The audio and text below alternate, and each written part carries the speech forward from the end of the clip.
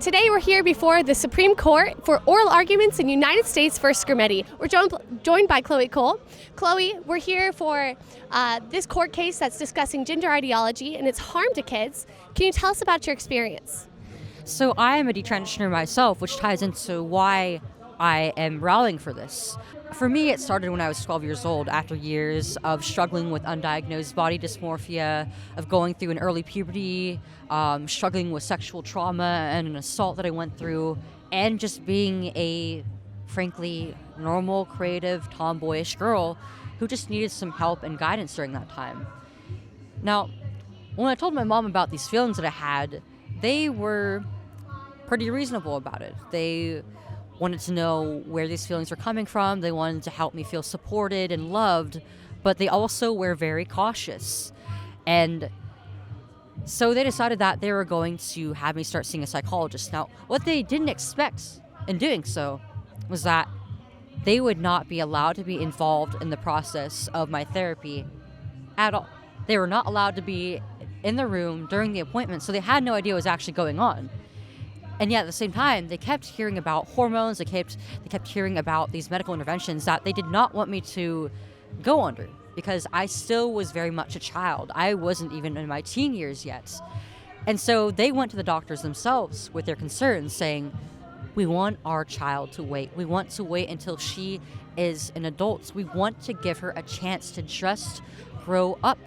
But they were told, no. There's no other choice but for your child to transition.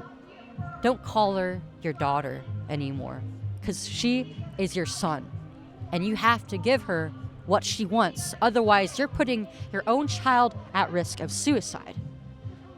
This is the tactic that they use to pull parents in further and further and further, at their expense and at their child's expense. They tell them that the greatest fear that they could ever have is going to happen if they don't say yes. My mom and dad were not given anything else other than being told to just affirm this, to just be my yes men, rather than being my parents, giving me the boundaries that I needed. I don't blame them for that, because of the way that they were manipulated. And at 15 years old, I went under the knife to have a double mastectomy before I even had a driver's license yet. I was being enabled to make these permanent modifications to my body that there was just no way that as a child I could have consented to. It wasn't until a year after that I realized this was a mistake. I never should have even had the option to do any of this.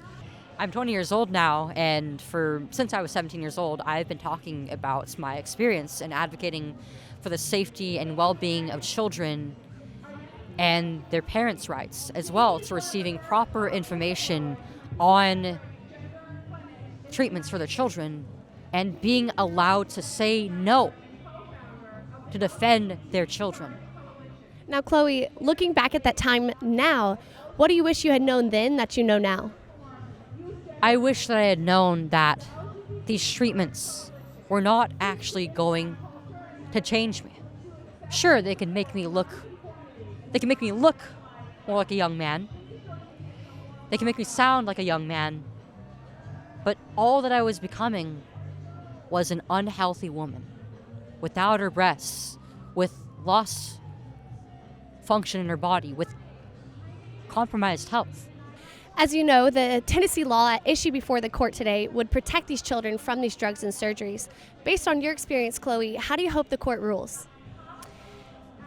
If California had a law like this when I was struggling with my identity, I and many of my friends never, ever would have been put through this as children.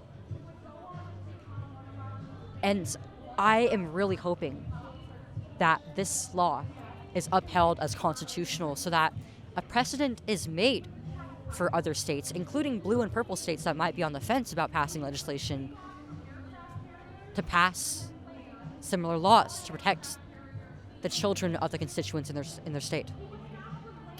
Thank you so much for being here with us today. And thank you so much for having me.